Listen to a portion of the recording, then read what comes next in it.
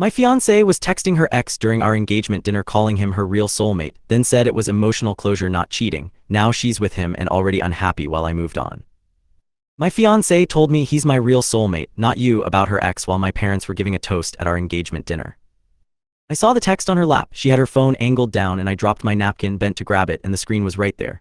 I miss you so much, you're my real soulmate, sent to someone named Derek with a heart emoji next to his contact name. She was typing. I can't stop thinking about what we had when I took a photo of her screen. I stood up and walked out. My dad followed me to the parking lot and I showed him the photo. He went back inside and started yelling at her in front of everyone. My mom came out crying and drove me home. My fiancée showed up 2 hours later banging on my door. She said it wasn't cheating. I asked her what the hell it was then. She said she needed emotional closure with her ex so she could fully commit to me. I told her that's the dumbest shit I've ever heard. She started crying and said I was being controlling, that emotional support isn't the same as physical cheating. I asked how long she'd been texting him. She said 3 weeks. We got engaged 5 weeks before this dinner. I asked if she told him she was engaged. She went quiet. Then she said yes, but he was going through something difficult and needed her. I asked what he was going through. She said his girlfriend just broke up with him. So this guy got dumped and immediately ran to my fiancée, and she decided our engagement was the perfect time to comfort him by calling him her soulmate. I told her to get out and give me the ring back. She refused, said we could work through this if I just calmed down and stopped overreacting. I said if she didn't give it back I'd report it stolen. She threw it at my face, hit my cheekbone hard enough to leave a bruise. She called me a controlling asshole and left. 2 days later she texted saying she made a mistake. I blocked her number. Then my friend sent me a screenshot from her Instagram 4 days after that. She was having dinner with her ex. Caption said the universe works in mysterious ways with a heart. Last week I saw her at the grocery store. She tried to talk to me and I walked past her. She followed me down the aisle saying we needed closure. I told her she got her closure when she picked him over me. She started crying in the middle of the store saying she made the biggest mistake of her life. Apparently her ex is the same unemployed loser he was before. She's paying all his bills. He still talks to other women. She found messages on his phone to someone else last month. Our mutual friend told me she's been asking about me constantly and if I'm dating anyone. I am seeing someone now. She's honest and doesn't text her exes during dates. My ex keeps liking every single thing I post online and watching all my stories within minutes of me posting them. My girlfriend noticed and said it's creepy. I agree, but I haven't blocked her yet. My brother says I should block her and stop letting her see my life, but she chose this. She threw away what we had for a guy who treats her exactly how he treated her the first time they dated. She could see I moved on and found someone better. Maybe that's petty, but she deserves to know what she lost. Am I wrong for not blocking her and letting her see I'm happy? She showed up at my apartment last night with her ex, and when I wouldn't let them in he punched a hole in my hallway wall. I blocked her on everything 2 weeks ago. My girlfriend got tired of watching her view my Instagram stories within seconds of me posting. But apparently blocking someone doesn't stop them from losing their mind and showing up at your door with the guy they cheated on you with. Someone started pounding on my door around 9. I checked the peephole and saw both of them standing there. She was holding her phone up like she was filming. I didn't open it. She yelled through the door that she needed her stuff back and I had no right to keep it from her. I told her through the door I threw everything out 4 months ago after she ignored my texts asking her to come get it. She started screaming, said I had no right to destroy her property and she was calling the cops on me for theft. I said go ahead and walked away from the door. Her ex started yelling then, said I needed to open the door and be a man about this, that I was hiding behind a locked door like a coward. I told him to get the fuck off my property or I'd call the cops myself. He said open this door and say that to my face. My girlfriend came out of the bedroom asking what was going on. The pounding got louder. Then I heard a crack and went back to look through the peephole. There was a hole in my wall next to the doorframe. He'd punched straight through the drywall. My ex was staring at him looking shocked. I called the cops right there, told them someone was destroying my property and threatening me. The operator said they were sending someone and to stay inside. My ex heard me on the phone and started begging me not to do this, said they'd leave right now if I just gave her what was hers.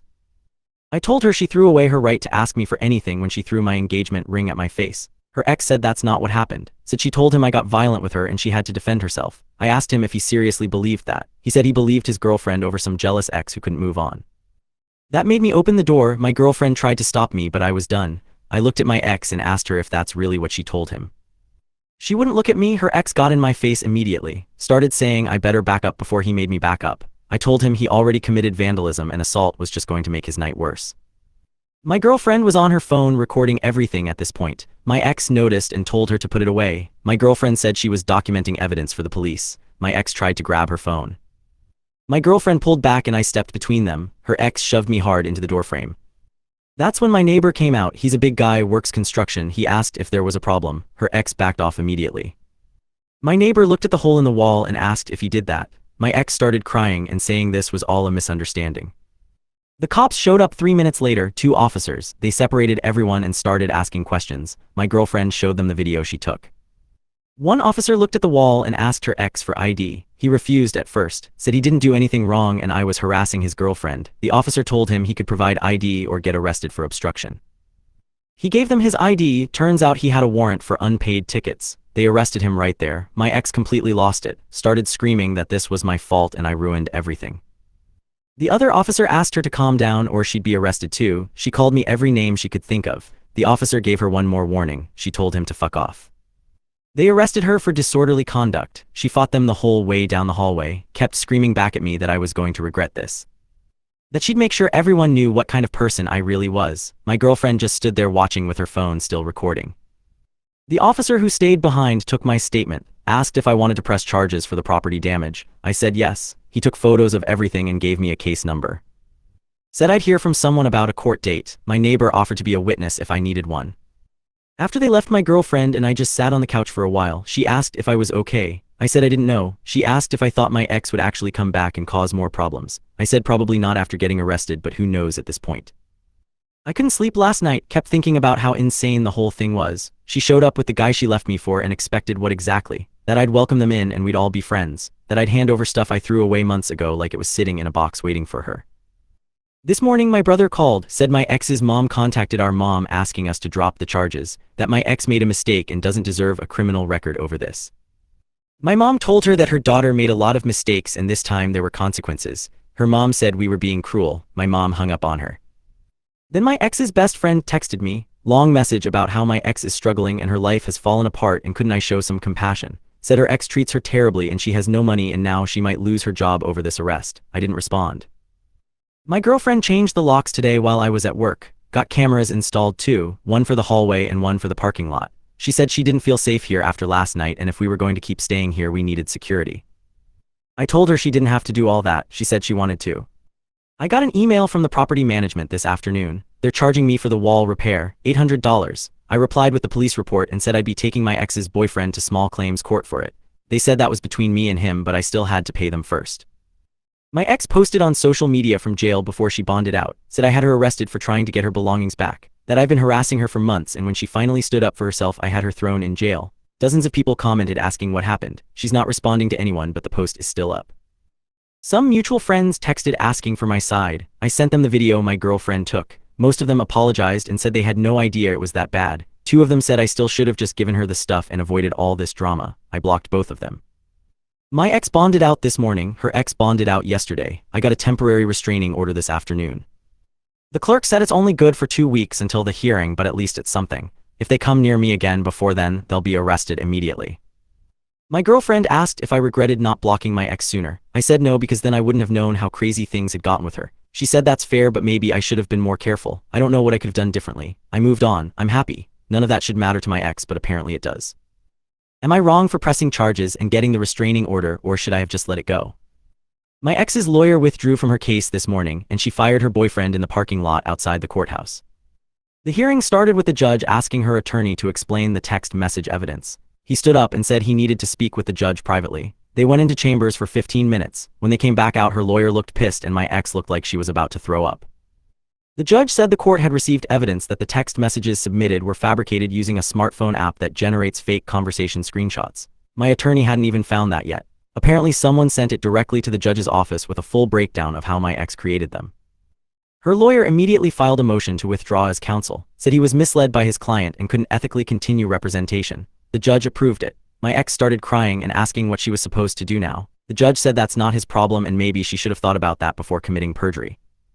Then he asked if there was any legitimate reason the restraining order shouldn't be made permanent. My ex said yes and started rambling about how I've been cruel to her and posting things online to hurt her. The judge asked if she had any evidence that wasn't fabricated. She went quiet.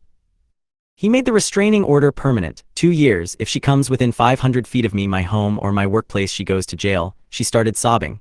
Her boyfriend put his arm around her and she shoved him off, told him this was his fault for not protecting her better. Outside the courthouse she completely lost it on him, screaming that he promised he'd handle me and instead he made everything worse, that she never should have listened to him. He said he didn't tell her to fake evidence. She said he told her to do whatever it took to win. He said she's crazy and he's done with this. She slapped him, right there in the parking lot with people everywhere. He grabbed her wrist and told her not to ever touch him again. She spit in his face. He let go and walked away. She followed him to his car screaming that he couldn't just leave her. He got in and drove off while she was still yelling. I watched all of this from across the parking lot with my attorney. He said I should leave before she notices me. We got to my car and she was already walking toward us. My attorney stepped in front of me and told her she's violating the restraining order. She said she just wanted to talk. He said if she takes one more step, he's calling the police. She stopped but kept yelling, said I destroyed her entire life, that she lost everything because of me. I didn't say anything. My attorney told me to get in the car. I did. She was still yelling when we drove away. My girlfriend was waiting at my apartment when I got home. I told her everything. She asked if it's finally over. I said I don't know, the restraining order is in place but my ex seems completely unhinged now and I don't trust that she'll actually stay away. My phone started blowing up an hour later. My ex posted a long rant on social media about how the court system failed her, how she was forced to defend herself against my abuse, and when she tried to show evidence I had it thrown out on technicalities, that I have money and connections and used them to silence her. The comments were different this time. People were asking questions, pointing out that her story kept changing. Someone found the video my girlfriend took and shared it. Someone else pointed out that faking evidence isn't a technicality. My ex was arguing with everyone in the comments.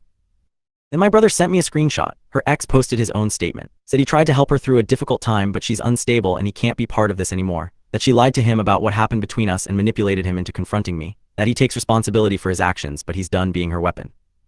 She replied to his post calling him a coward and a liar, said he was the one who told her to fight back against me. He replied with screenshots of their texts, her asking him what she should do about me moving on, him saying to let it go, her saying she couldn't, him saying that's not his problem, her begging him to help her get me back. It went on for pages. Every text made her look worse. He ended it by saying she needs professional help and he hopes she gets it before she hurts someone.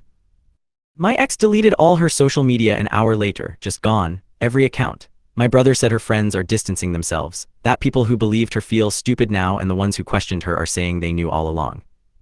My mom called tonight, said my ex's mom showed up at her house this afternoon crying, begging her to convince me to drop the restraining order. Said her daughter is having a breakdown and needs help not punishment. My mom said her daughter committed crimes and there's nothing to drop, that the restraining order is permanent and my ex needs to stay away from me and get therapy. Her mom said we're destroying her daughter's life. My mom said her daughter did this to herself. Her mom left crying. I feel like I should feel relieved but I don't. I feel tired and worried because the restraining order is just a piece of paper and my ex has already shown she doesn't care about consequences when she's desperate.